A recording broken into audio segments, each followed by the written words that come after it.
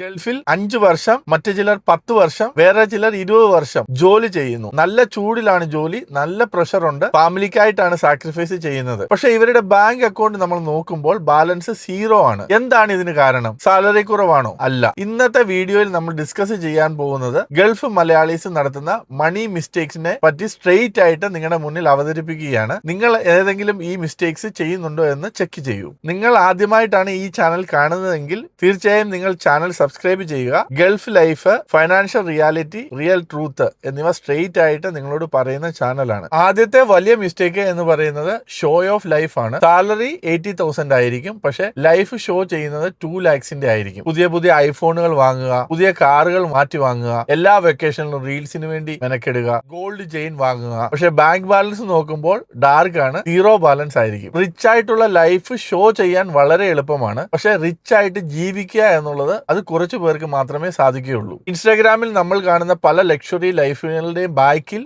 EMIs ആയിരിക്കും. രണ്ടാമത്തെ വലിയ മിസ്റ്റേക്ക് എന്ന് പറയുന്നത് ബഡ്ജറ്റ് ഇല്ലാത്ത സ്പെൻഡിങ് ആണ്. അതായത് സാലറി വരുന്ന ദിവസം നമ്മൾ രാജാവാണ്, അത് കഴിയുമ്പോൾ പയ്യെ ഓരോ എക്സ്പെൻസുകൾ പൊക്കൊണ്ടേയിരിക്കും. ആദ്യം തന്നെ റെന്റ് പോവും, രണ്ടാമത് ഫുഡിനുള്ള എക്സ്പെൻസ് പോവും, മൂന്നാമത് ഷോപ്പിംഗ്, നാലാമത് ഫ്രണ്ട്സുമായിട്ടുള്ള ഔട്ടിങ്, പിന്നെ മന്ത് ആവുമ്പോൾ നമ്മുടെ വാലറ്റ് 0 ആകും. മാസാവസാനം നമ്മൾ എല്ലാവരും ചോദിക്കുന്ന ഒരു കാര്യമുണ്ട്, ക്യാഷ് എല്ലാം എങ്ങോട്ട് പോയി, എന്താക്കി നമ്മൾ? ക്യാഷ് കള്ളൻ കൊണ്ടുപോകുന്നതല്ല, നമ്മൾ പ്ലാനിങ് ഇല്ലാതെ സ്പെൻഡ് ചെയ്യുന്നതിന്റെ പ്രോബ്ലമാണ്. ഇപ്പോൾ തന്നെ നിങ്ങൾ ഒരു പേപ്പർ എടുത്തിട്ട് നിങ്ങളുടെ വരവ് എത്ര, അതായത് സാലറി, അതർ ഇൻകത്തിന്റെ വരവ് എത്ര, പിന്നെ നിങ്ങളുടെ ഫിക്സഡ് ആയിട്ടുള്ള എക്സ്പെൻസ്, അതായത് റെന്റ്, അങ്ങനത്തെ ഫുഡിനുള്ള എക്സ്പെൻസ്, അങ്ങനെ ഫിക്സഡ് ആയിട്ടുള്ള എക്സ്പെൻസ്, പിന്നെ അടുത്ത് ചെയ്യേണ്ടത് നിങ്ങൾ ഒരു പർട്ടിക്കുലർ ടാർഗറ്റ് ഫിക്സ് ചെയ്തിട്ട് ആ ഒരു എമൗണ്ട് സേവ് ചെയ്യുക. അത് കഴിഞ്ഞിട്ട് മാത്രം നിങ്ങൾ സ്പെൻഡ് ചെയ്യാൻ ശ്രമിക്കുക. ഇങ്ങനെ ചെയ്തു കഴിഞ്ഞാൽ ഒരു പരിധി വരെ നിങ്ങൾക്ക് എമൗണ്ട് സേവ് ആക്കാം. മൂന്നാമത്തെ മിസ്റ്റേക്ക് എന്ന് പറഞ്ഞു കഴിഞ്ഞാൽ നാട്ടിലെ എല്ലാവർക്കും ATM ആകുന്നത്. ബ്രദറിന്റെ ഫംഗ്ഷൻ, കസിന്റെ ഹെൽപ്പ്, ഫെസ്റ്റിവൽ സീസണിന്റെ ഹെൽപ്സ്, വീട്ടിൽ ഫ്രിഡ്ജ് വാങ്ങുക,